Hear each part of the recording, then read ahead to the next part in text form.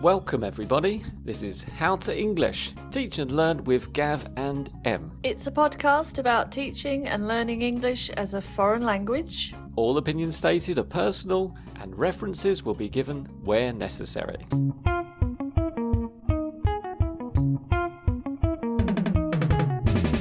Hello. Hello, Gav. Hi Em, how you doing? I'm fine. How are you? I'm very well, thank you. So this is our fourth episode of our podcast, Teach and Learn with Gav and Em. It is indeed, yes. And are you excited? As always. And do you know what the topic is for today's episode? No, I haven't got a clue because I asked you before the recording and you said it was going to be a surprise. So it's coming to me right now. Okay, so the topic of today's show is technology in the classroom. Okay. And I know this is one of your favourite topics. Is it? Is it? Why do you say that? Well, actually, I think this is maybe the beginning of your journey with online teaching, and I know you've been trying out a few different apps and other tech in your lessons. Okay, I see what you mean. Yeah, I am starting to get more computer-based, and I would agree that maybe before that I was a bit like a dinosaur and I liked my pens and my pieces of paper. I go along with that. Well, there's nothing wrong with bits of paper, Em. I must admit, I love cutting up little bits of paper with super technology like scissors, maybe one of those guillotines for cutting the paper. Yeah. So tech is everywhere. It could be lo-fi, could be hi-fi. Does that make sense? Oh, yeah. Okay, is that what you mean when you think of technology then? Like chairs, tables, boards, analog stuff? That's it. Pencils, erasers, bits of paper. I guess we start from there and then we build up to something more adventurous. Okay, I like it. I don't think it's what people think of usually when you say technology in a classroom. But yeah, you're right. It is all technology. So I guess every student should have the basics, a pen and a notebook. Agree? I agree. Or a pencil in case they make errors. Yeah. But as I said, they should, and I think that's the operative word, should. Make errors? No, they should have a notebook and a pen with them. But it's okay to make mistakes. Yeah, maybe the first lesson I would excuse it. But honestly, if I have a student... No, I meant make mistakes in the class. Okay, we're getting very confused Sorry. now. Okay, so I agree. It's okay to make mistakes in English, but you should bring a pen and pencil or a pad to write notes down. I've always just been very disappointed when my students look bewildered when I say, okay, are you ready to write something down? And they look at me like, why? Why would I have a pen with me? That's a strange request. Mm-hmm. Well, they could also bring their tablets with them, their mobile phones. That would be fine. I haven't got a problem with how they record it or how they document the lesson, but at least make the effort. I think that's my only point here. So, for example, one of my students puts all the new language into their tablet, and they've got little Excel sheets and dictionaries, translations from English to their own language, plus example sentences. So it doesn't have to be pen, pad. It could be tablet, mobile. That's very organised, definitely. I had one student once that actually put his phone on the table and recorded the entire lesson. Really? Yeah, it did make me feel a bit nervous because it was being recorded and I felt like I had to be the perfect teacher. Actually, like a video? No, it was just the audio recorder. And I mean, it's a good idea to record if you want to go back and remember the lesson. I think it's a brilliant idea because then you could revise it later. Maybe on the bus on the way home, you could listen to the lesson again and think, now I understand how to use this grammar. Yeah, I think it is good in theory, but I just started thinking about permission and, asking for people's consent to do that. And if it's a group, making sure everybody agrees that it's recorded. Things like that, maybe as a teacher, we need to consider that. That's a really good point, actually. Make sure you've got everybody's permission before recording. Yeah, honestly, I was too surprised to actually say anything about it and I just let it happen, but I did reflect on it later. On the topic of mobile phones, maybe we should start with apps. Yes, that is a good place to start. Everybody's got apps. My phone is full of apps, and some of them are really good for learning languages. Yeah, well, I've got a dictionary and a translation app, to name just a two, Okay. straight away. What other teaching apps or learning apps do you know, Gav? Well, I have dabbled a little with Quizlet. Yes. How does that work? I'm not so familiar with it. Well, I only really have experience of creating a group Quizlet and then sharing that with my students. And basically, they are flashcards that you write the English word on one side and either a translation on the other or an example sentence.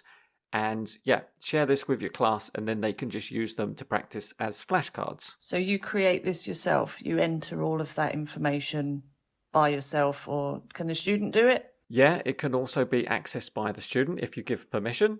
Right. And then it's just a testing app that you flip the card over. That's it. Virtually. Yeah. Is there any other ways of testing on the app?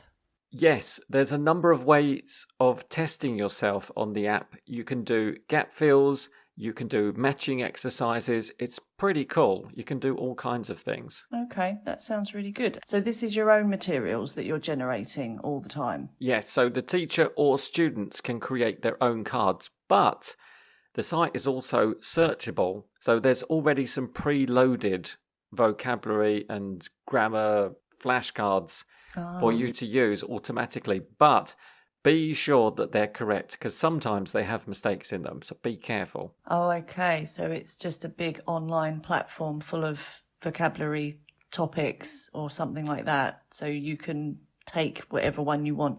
Okay. That sounds like you need to find someone you can trust and that you know is a reliable source of information. That's it. So there's many what they call decks available. Right. But yeah, like I said, check them first, make sure they don't have any mistakes, because if they belong to somebody else, I think that means you can't edit them. That makes sense. Well, that sounds good. So Quizlet's really good, it sounds like, because the students can take it wherever they want and test themselves at any point in public transport or just on the way to somewhere. They can do a quick 5-minute revision, which is a really good resource to have. It's in your pocket. Yeah, exactly. And on top of that, the student might simply want to take a photo of the whiteboard at the end of the lesson. Yeah. That happens quite a lot, and they can then use that photo later if they want to check the grammar. Maybe even their homework was written on the board. So I say to the students, take a photo so that I know you've all got the homework task and I want to see it on my desk by Monday morning at 8 o'clock. No excuses. Exactly. I know you've got it on your phone. Great. Yeah, great resource, great record of the lesson. So how do you feel about chat groups like WhatsApp and Messenger, like Facebook Messenger? Do you like to make a group for your students? I actually don't use social media that much, Em, but I know that you're quite keen on making groups for some of your students. Yeah, I really like it, especially what we said about the photo. You know, if you take a photo of something in the lesson or a document that you've got, you can just send it to the group and then you know everybody can see it if they want to. And it's quite real and it's very much what people do anyway. I think everybody's got, except maybe you, but everybody's got their networks. I like it, and I think they can use it as much or as little as they want, and they don't have to feel obliged to be part of it. I've got students that opt out, and that's fine. I just email them in important information. I think it can provoke conversation. It can bond the group together quite well. The only question I have about it is how to, as a teacher, include myself, because once I set it up, I don't always feel I should get involved too much because that's their space. That's a great idea because students can post videos and articles, things that are connected with the lesson, and it's a really interactive way of making the language more real and more fun for the students. Definitely. And it's not all coming from the teacher. Mm-hmm. And actually that brings me to a question I have, because I'm never sure how much to involve myself once I set up the group. I don't know if I'm there as a teacher or if I'm there just as a member of the group. Should I correct their English? That's the other problem I have sometimes. Should I let those mistakes go or not? That's a very good question. It depends a bit on your relationship with the students and why did you make the group? Was it in order to correct their errors, or was it for them to have fun and enjoy using English, even if there are a few mistakes in there? Yeah, so maybe it's a good idea just to say at the beginning, how do you want this to be? Maybe make some rules about bad language and stuff like that. Oh, you mean like swear words? Yeah, because that's another thing. I don't want to have to be the moderator. Exactly. That's not my role and my responsibility. No. And I'm talking about adults here, not groups of kids. Obviously, that's different. But with adults, they should really know better. I like the idea of setting it up and then walking away. Yeah, that's, I think, the goal, isn't it? In general, for teaching, you just set up the activity and walk away, as well as the chat group could be the same thing. Yeah. And just dip in when you think it's necessary. Of course, if it's a typo or a big mistake, then you might feel that it's time for you to make some minor corrections. I know when I receive emails from students, I sometimes edit their original email in the reply, and I might just highlight a couple of things in yellow just to say, okay, this is actually the correct language and you made a mistake there. And I think generally the students are quite happy. I haven't had any negative feedback, but I don't make it too obvious. No, I think that's a really good point, because if there are obvious mistakes there and you don't correct it, then they're thinking probably, why did that get missed? So maybe they want you to correct. I think it's the same as in a lesson. You just choose your battles and pick the one that you think is the important one. If there's a word wrong or something that really prevents you understanding, then I think you need to ask without squashing. Quashing? Squashing. I think people say squashing these days, but it should be quashing, without quashing their enthusiasm. Yeah, absolutely. That's really important. Anyway, I think we're going a little bit off topic here. Should we get back to technology in the classroom? Okay. So where do you want to go next, Gav? Well, I know there's an app called Duolingo, which is possibly the most famous app for learning English. And it's a whole platform for learning not only English, but other languages. Yeah, I know it's really popular. Would you use that in the lesson then? Maybe. How? But I would use it as in to show students there are a number of different apps that they can use to support their language learning. So you'd use it in the lesson in order for them to use it outside the lesson? Yes. That's perfect. Good. Okay. So yes, Duolingo, definitely very good. Have you heard of Magoosh? What's that? I think it's a school exam test app, and it has, I think, 3 different levels, and maybe it's an American exam structure, but is it vocabulary or grammar? Yeah, basically it's vocabulary you must know in order to pass the exam. So It's very demanding, quite high level, but it's great because there's so many good words in it, and it's quite enjoyable the way it teaches you the words, and you just keep going through until you get it right, and it really works. That sounds like fun. So lots of repetition. Yeah. I've just realised, Em, if people are not making notes, how are they going to remember all of these wonderful suggestions? I think you're leading me into show notes here. I think there's show notes on this podcast. Well, if I write them, there will be, yeah. If you build them, they will come. But if you write them, they will read them. That is a very good idea. Okay, so everybody, there will be references in the show notes. Yeah. You mentioned Magoosh. That sounds like a very high-level vocabulary app, but I guess there must be just as many low-level ones. Yeah. So go to the Play Store or App Store on your device, whichever device you got, and you can type in Learn English or English vocabulary or English grammar, and there'll be plenty of suggestions. Just see which one suits you, because, of course, some people prefer some and others will prefer others. Yeah, there are lots, and I think Duolingo starts off very low, so that's a good one maybe to start with. Em, yeah, have you ever played audio recordings in your classroom? Yes, I have, many, many, many times. Em, I've got another question for you. How did you play them? Oh, well, let's go back in time, shall we? Back to maybe the early 2000s, when possibly I had to pick up a CD player and lug it all the way across the city with me. CD player? Cool, that sounds modern to me. I had cassette tapes. Really? Okay, well, you're just showing your age now. But yeah, maybe. Maybe the book you want has only got a cassette. There are schools that still only provide these things. So yeah, I remember taking them with me, having to remember the cable, hoping that it was a good one that didn't jump with the CD or chew up the tape, That's if we want to talk about that. Yeah, because you'd arrive at the office and you'd have to make sure that there was somewhere to plug in your device. Absolutely. Oh, Okay. It was a nightmare. I remember trekking across the city with a portable CD player or cassette player. I had my students' books, my teachers' books, all my pens and my pencils and everything. It was really hard work. Yeah. Alternatively, the place or the student would have something in their office or in their room where they're having the lesson, but you were never quite sure if it was going to work, if it was going to play whatever it was you took with you. You'd have to remember the right CD.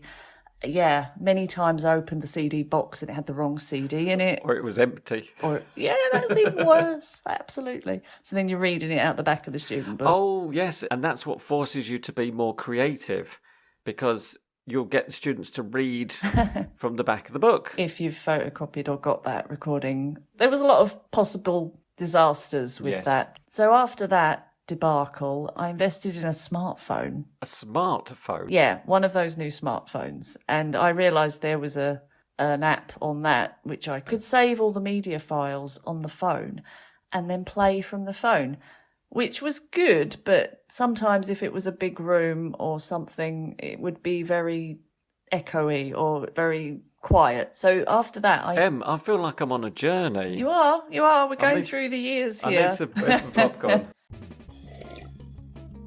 Em, would you like a coffee? Thanks, Gav, but you know I only drink tea. Oh, yeah. Well, that could be arranged. Oh? Follow us. If you're enjoying listening, watching, or reading Gav and Em's How to English Pod, visit ko-fi.com/How to English Pod. That's coffee, ko-fi.com/How to English Pod. And it would be lovely if you bought us a coffee or a tea to show us support, and you could even get a mention on our show if you'd like. Then I invested in a Bluetooth speaker. And Gav, it was a Bluetooth speaker. Okay. And it was life-changing. Mm-hmm. It really transformed everything. It was so good. The quality was great. I could quickly play things without having to worry about plugging things in. I just had to remember to charge it. It was the best thing ever. Wow. Haven't looked back. So you really minimised your teaching tools. Definitely, yeah. Streamlined. No more carrying heavy stereos.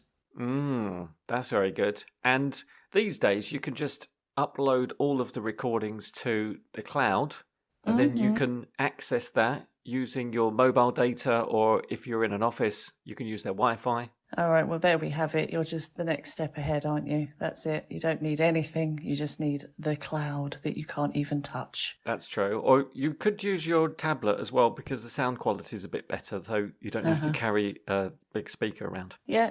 Oh, and one more thing about the audio is really good on the app for the phone is you can organise everything into folders. So what I do usually is put things in different folders for different classes that maybe are using a different book, so I don't have to look through an entire playlist of audio. I can just go straight to that lesson and I know the recordings are in that file. That's very organised. Yeah, it is. I am.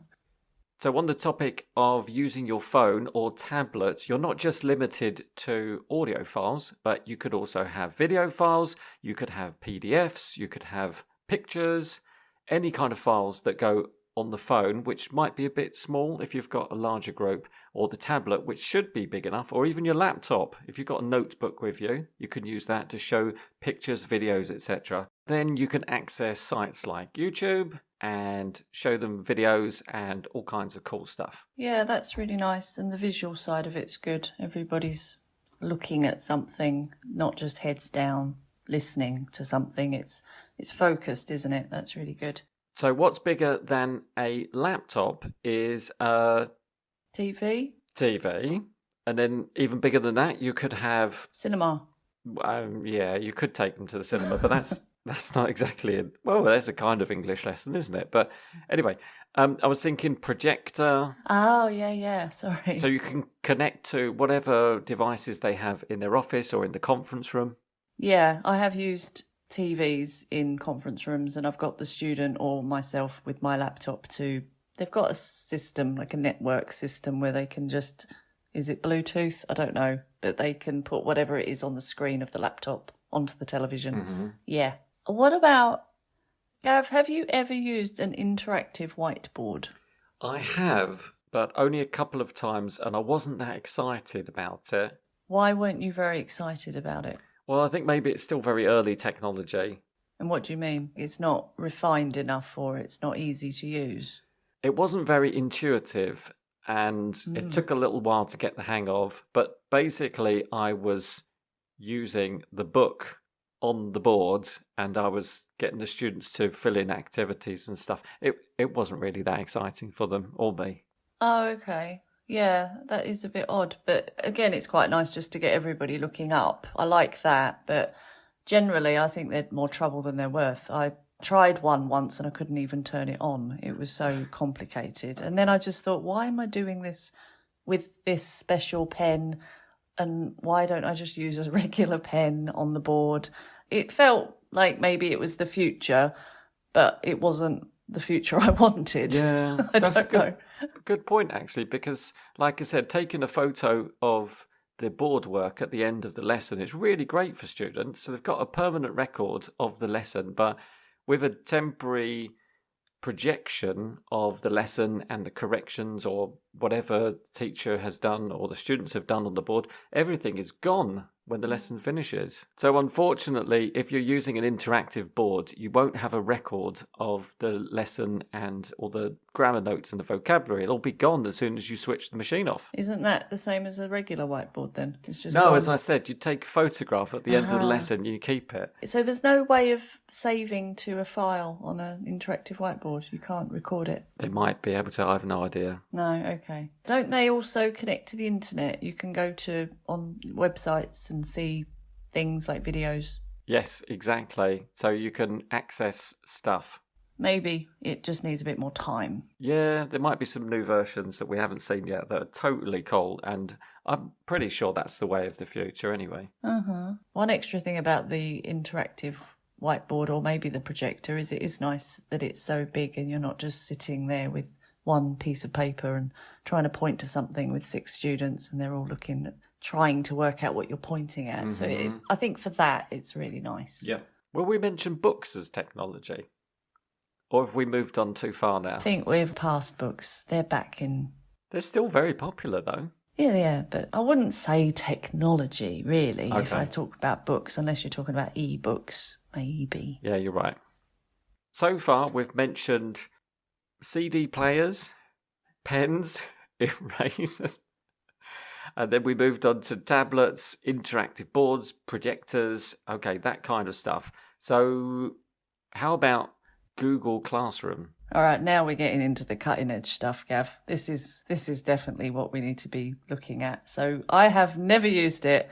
You have, though. I have, but to be honest, I'm definitely not an expert. I've only used the very, very basics of it. Well, talk about your experience of it. Well, I've only used it for homework tasks. So each week with my class, I upload some videos, some articles, some quizzes, maybe some podcasts.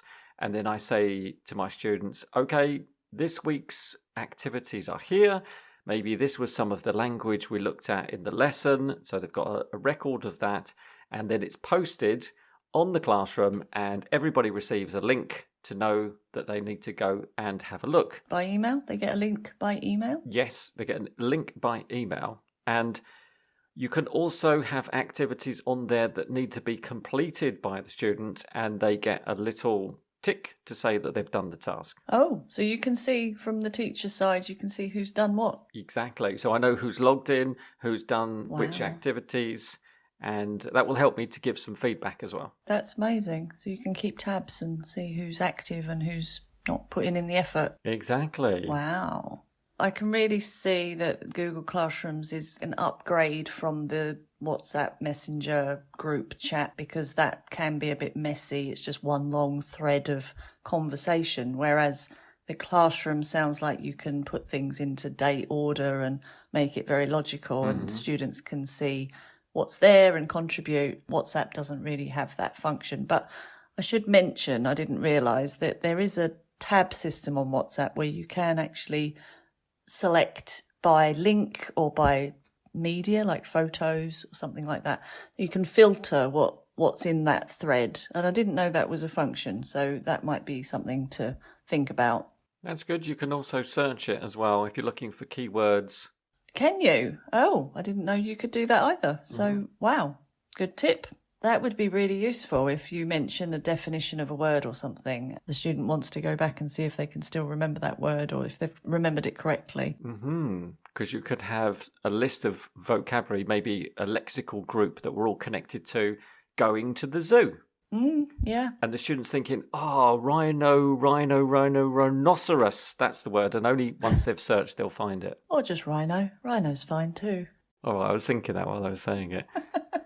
One more thing that's really good about chat apps is like WhatsApp and Messenger, etc., is you can use them to have real-time conversations in the classroom between the students. Oh, that's fun. Yeah, just write a short message and then reply. And there's just, as the teacher, you can monitor it and just check the language. So if we move outside the classroom momentarily, Em... I'm there. I'm outside. It's nice. In order to come back into the classroom with online calendars. Hang on a minute. We're going out, but we're coming back in. Fine. Exactly. Because everybody's got an online calendar, haven't they? Not everybody. Okay, well, not everybody, but... Not me. I haven't. Oh, well, most people anyway. Okay. So we need to know how to write our information into the calendars, how to make appointments, how to book things. This leads naturally to booking forms. Whether we're online, we're trying to organise a holiday, book a restaurant. Fill in taxes. Yeah, exactly. Forms for, I don't know, reservation somewhere. But these skills also need to be developed. I like where you're going. Are you suggesting that you do that as in the classroom activity? Yeah. Fill in the form. Yeah. Oh, wow. That's brilliant. Okay. So you know if you've got it right because you can't go to the next page or something like that. Exactly, yes. But be careful. Don't buy a brand new car. Yeah, make sure there's not that buy with one click option enabled. Don't put in your credit card details either. No, that's it. But these are really, really fun ways of filling in real forms, but in the classroom. I like that. That's a really practical and relevant way of using technology in the classroom because sometimes, I must say, I do feel, and maybe this is my dinosaur... mentality? Yeah, my dinosaur mentality coming out here. But I do feel like sometimes it's technology for technology's sake. It can seem a bit like a gimmick and maybe be a bit distracting as well.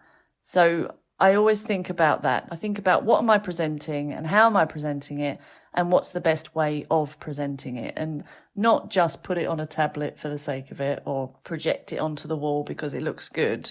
If I'm just trying to explain something, I can just use words maybe or even the old-fashioned piece of paper that I've photocopied, something like that. I think pictures are much better. For example, I gave my student a task the other day. I said, there is this new piece of technology. Go and research, and I'll give you 2 minutes to read all about it, and then I want you to give me a mini presentation and explain what it is. Okay, so they did that on their phone or something? Yes. That's great, but okay, I'm just saying use it in a way that is real, not just because I need it to be on a big, big screen. I think it's just worth thinking about it sometimes. And also, saving paper is a good idea. You don't need to print 20 copies of this document if you can simply show it on the TV or on a big screen somehow. Fair point. Can't argue with that. It's a balance, in my opinion, because sometimes screens are great, but other times you just want a break from the screen. I mean, we're all getting a lot of screen time, aren't we, at the moment? I thought you said break the screen then, but you said take a break from the screen. Yeah, take a break from the screen. And you don't have to be as dramatic as break the screen. So you don't want me to suggest that we end up in virtual reality classrooms with holograms and what are the people who represent us and their little figures? Avatars. Avatars, yes, we're all avatars. Well, I think you probably know how I feel about that. That is a bit scary for me. I'll try it. I'll give it a go. But honestly, if I can't turn it on, I'm going to stop. Okay, so you prefer FaceTime? Or actually, isn't that an app? It is an app. And I do use FaceTime sometimes. But yeah, you mean face-to-face, eye contact FaceTime. Yeah, I do. I think that ultimately it's about interacting and communicating. And the communication needs to be meaningful. And that's ultimately our goal, isn't it? To make people communicate with each other. And I get it. Technology helps that happen. But sometimes you don't need it to be able to communicate. I agree with you. But... There's always a but, isn't there? However, on the flip side, we can't always meet. And it could be for a number of different reasons why we can't be in the same place, the same room. True. Okay. It opens the world up. It does. So let's just say sometimes it can be a barrier. Technology can be a barrier or it can be a bridge. Oh, that's beautiful. It's poetic, isn't it? That's lovely. Okay. So briefly, let's go back to online video conferencing, which I think is becoming more and more popular these days. We've got Skype, we've got WebEx. There are plenty of other... Yeah, Gav, I think we're going to need to do a whole episode on online teaching, don't you? Probably. Yeah, I think we can save that for another time. Okay, Gav, I think we've done it. Have we done it? Do you think that's covered everything? I'm not completely sure we mentioned everything, but maybe the listeners could contribute some of their own tech ideas. What do they use in the classroom, whether they're students or teachers? Yeah. Do you have a robot teaching assistant, for example, or some other kind of tech? A drone, maybe, to see your students from the aerial view? I don't know. Okay, it's getting weird now. Yeah, maybe.